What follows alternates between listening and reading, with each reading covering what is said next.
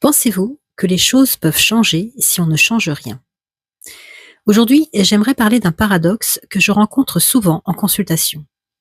On vient me voir parce qu'on sent qu'il y a un déséquilibre, un inconfort ou quelque chose qui ne va pas.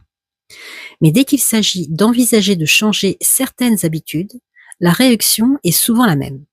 Ah non, ça, ce n'est pas possible pour moi. Et pourtant, il y a une réalité toute simple. Si on ne change rien, rien ne change. Mais attention, changer ne veut pas dire tout bouleverser du jour au lendemain. Ce n'est pas une punition, c'est un ajustement, un pas après l'autre. Je vous parle de ça avec beaucoup d'humilité parce que j'ai moi-même traversé ce chemin. Depuis toute petite, je vivais avec une colopathie fonctionnelle. Mon ventre était mon ennemi.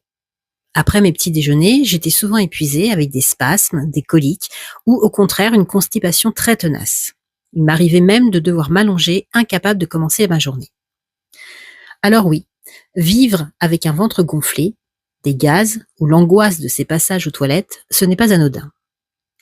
Il m'a fallu des années pour comprendre que mon alimentation jouait un rôle essentiel dans mon équilibre.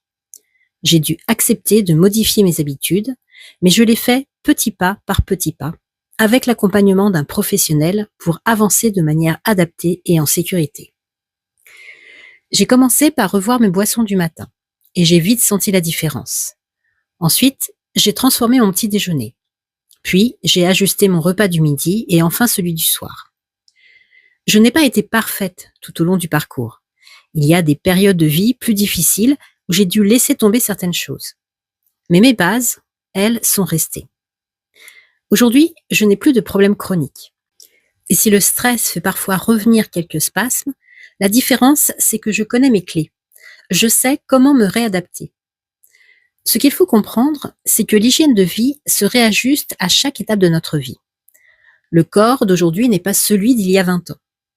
Comme je vous en parlais dans l'épisode précédent sur la périménopause et le burn-out, les changements hormonaux m'ont obligé à une nouvelle écoute, à une nouvelle adaptation. L'hygiène de vie n'est pas un dogme, c'est une discussion permanente avec son corps. Et le changement n'est pas une contrainte, c'est un cadeau que vous vous faites. Alors, est-ce que vous aussi, vous vous sentez parfois bloqué par la peur du changement? Et si vous avez déjà modifié certaines habitudes, qu'en avez-vous retiré, en positif ou en négatif? Dites-moi dans vos commentaires, j'aimerais beaucoup vous lire. Prenez soin de vous et à bientôt.